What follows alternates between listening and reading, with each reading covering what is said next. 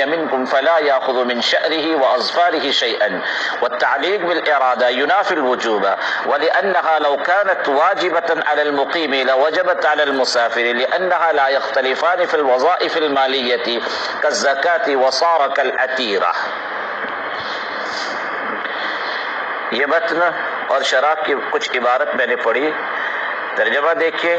باطل اللہ فرماتے ہیں کہ اضحیہ واجب ہے ہر آزاد مسلمان مقیم مالدار پر قربانی کے دین میں اپنی ذات کی طرف سے اور اپنی کمسن اولاد کی طرف سے۔ باطن فرماتے ہیں کہ قربانی واجب ہے ہر آزاد مسلمان مقیم مالدار پر قربانی کے دین میں اپنی ذات کی طرف سے اور اپنی کمسن اولاد کی طرف سے۔ یہ متن کی عبارت، اس کا ترجمہ ہو گیا۔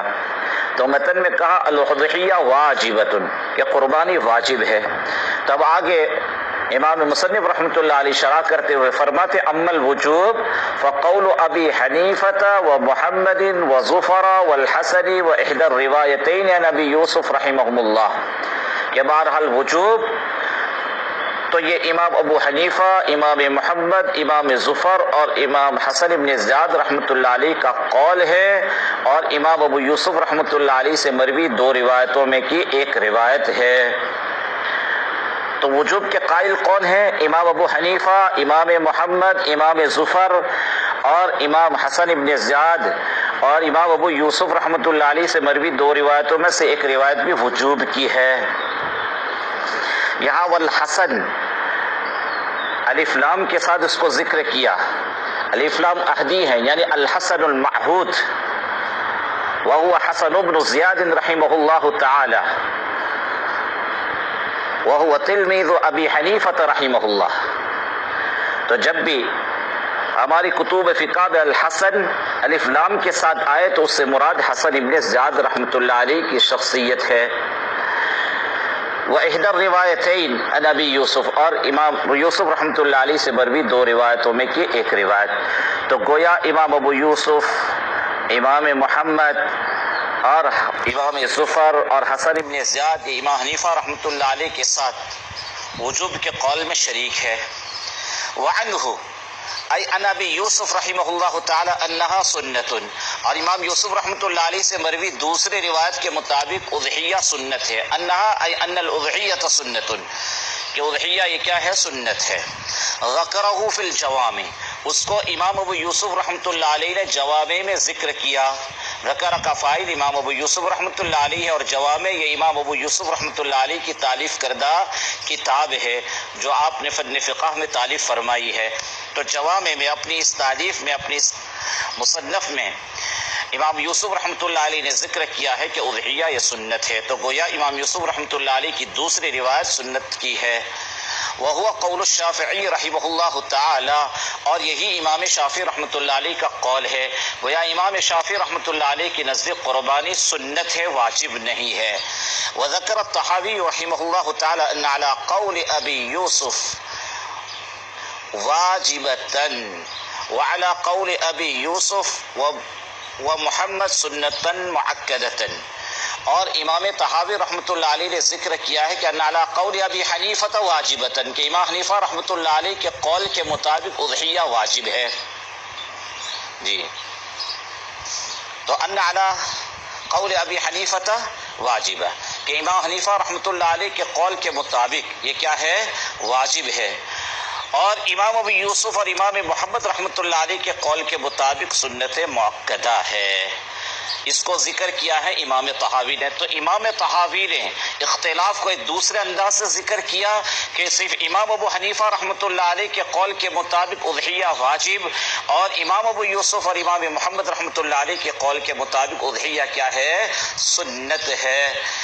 اور امام طحاوی یہ احناف کے پلیٹ فارم سے بہت بڑے اپولو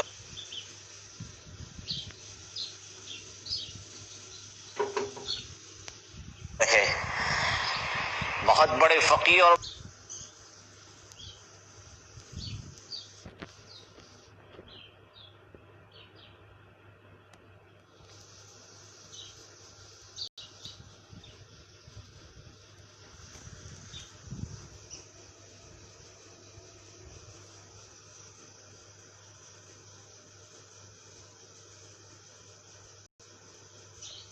الاختلاف. اور دیکھو امام طحاوی کے قول کی تائید میں امام مصنف رحمۃ اللہ علیہ ذکر فرما رہے کہ اسی طرح بعض مشائخ نے اختلاف کو ذکر کیا ہے، یعنی اوپر والا نہیں بلکہ یہ امام طحاوی نے جس طرح اختلاف کو ذکر کیا اسی طرح دوسرے بعض مشائخ نے بھی اختلاف کو ذکر کیا ہے کہ امام حنیفہ رحمۃ اللہ علیہ کی نزدیک اضحیہ واجب اور حضرات صاحبین رحمہم اللہ کے نزدیک اضحیہ سنت مؤکدہ ہے، جو واجب کے قریب ہے لیکن واجب نہیں ہے. وجہ السنہ، اب حضرات صاحبین یہ اس کی سنت ہونے کے قائل ہے، نیز امام شافعی رحمۃ اللہ علیہ بھی اس کی سنیت کے قائل ہے. تو سنت کے قائلین کی دلیل کو یہاں سے مصنف رحمۃ اللہ علیہ ذکر فرما رہے ہیں. وجہ السنت قول علیہ الصلاۃ والسلام من اراد ان یضحی منکم فلا یاخذ من شعره واظفاره شیئا، کہ اللہ کے رسول پاک صلی اللہ علیہ وسلم نے فرمایا کہ جو آدمی تم میں سے قربانی کرنے کا ارادہ کرے تو وہ اپنے بال اور اپنے ناخن میں سے کسی چیز کو نہ لے. یہ حدیث کا ترجمہ میں نے کیا کہ اللہ کے رسول صلی اللہ علیہ وسلم نے فرمایا کہ جو آدمی تم میں سے قربانی کا قصد و ارادہ کرے وہ اپنے بال اور اپنے ناخن میں سے کسی چیز کو نہ لے. والتعلیق بالارادہ ینافی الوجوب، اب اس حدیث سے استدلال سنیت پر کیسے کر رہے ہیں کہ دیکھو اللہ کے رسول نے ارادہ فرمایا، من ارادہ، تو حکم کو متعلق بالارادہ کیا، تو والتعلیق بالارادہ یعنی حکم کو ارادے کے ساتھ متعلق کرنا ینافی الوجوب، یہ وجوب کی نفی کرتا ہے. یعنی جب حضور خود فرما دے من ارادہ، تو ارادہ کا لفظ تو گویا کہ اضحیہ کے حکم کو حضرت رسول پاک صلی اللہ علیہ وسلم نے ارادے کے ساتھ متعلق فرمایا، اور ارادہ یہ گویا تخییر کے معنی میں ہے، لہذا وہ وجوب کی کیا کرتا ہے، نفی کرتا ہے. تو وہ تعلق بالارادہ ینافی الوجوب، اور ارادے کے ساتھ حکم کو متعلق کرنا یہ وجوب کی نفی کرتا ہے. اس وجہ سے اس حدیث سے معلوم یہ ہوا کہ اضحیہ واجب نہیں بلکہ وہ سنت ہے. وَلِأَنَّهَا لَوْ كَانَتْ وَاجِبَةً عَلَى الْمُقِيمِ لَوَجَبَتْ عَلَى الْمُسَافِرِ لِأَنَّهُمَا لَا يَخْتَلِفَانِ فِي الْوَظَائِفِ الْمَالِيَّةِ كَالزَّكَاةِ وَصَارَ كَالْعَتِيرَةِ. یہاں سے حضرات صاحبین و امام شافعی رحمۃ اللہ علیہ کی نقلی دلیل کو ذکر فرمانے کہ اضحیہ سنت ہے، واجب نہیں. لأنها لو كانت واجبة أي لو كانت الأضحية واجبة على المقيم، اگر قربانی مقیم پر واجب ہوتی تو لوجبت على المسافر، تو مسافر پر بھی واجب ہوتی.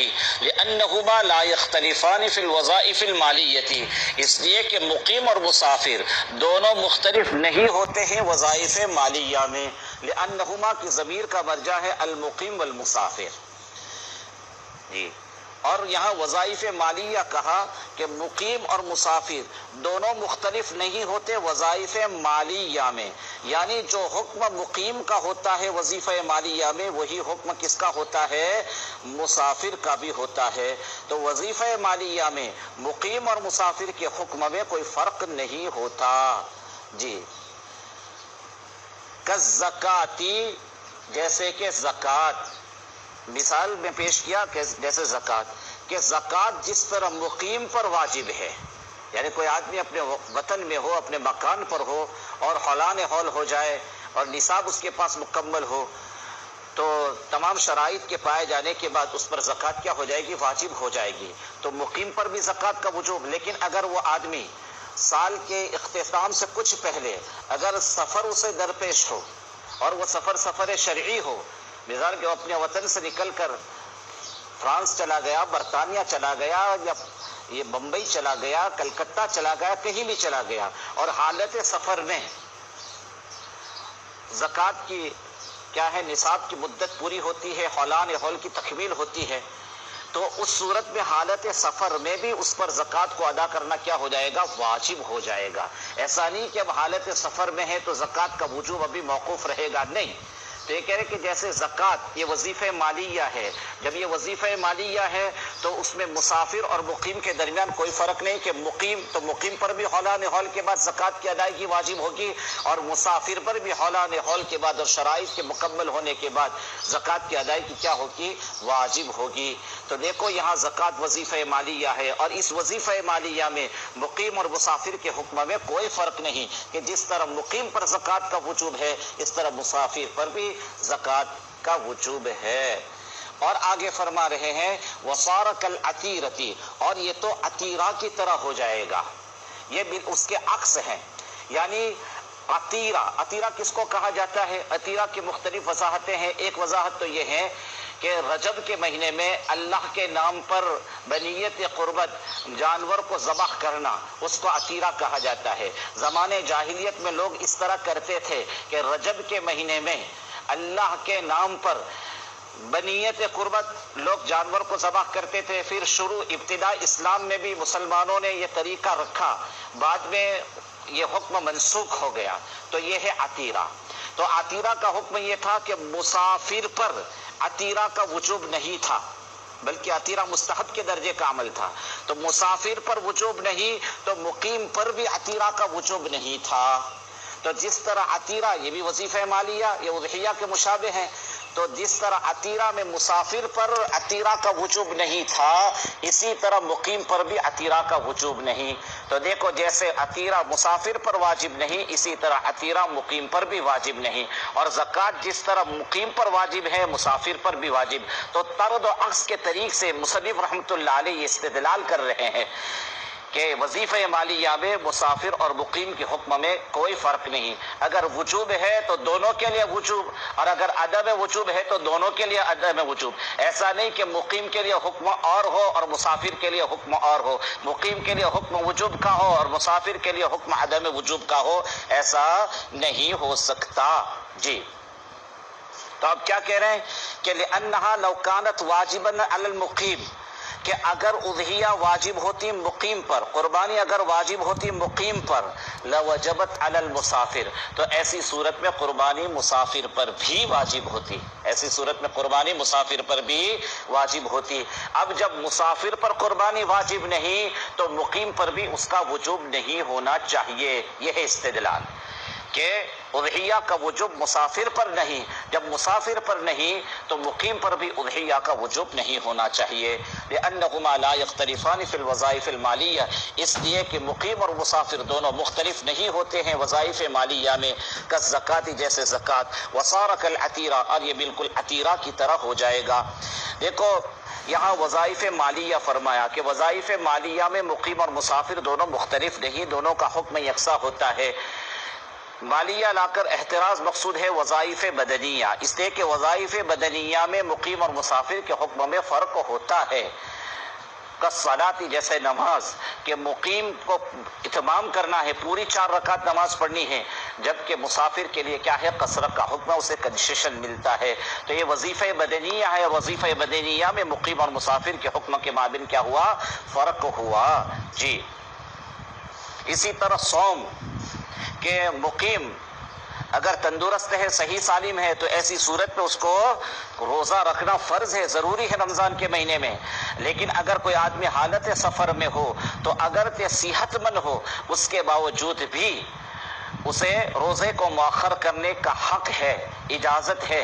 اگر وہ حالت سفر میں روزے کو ترک کرنا چاہے تو کر سکتا ہے، بعد میں اس کو قضا کرنی ہوگی.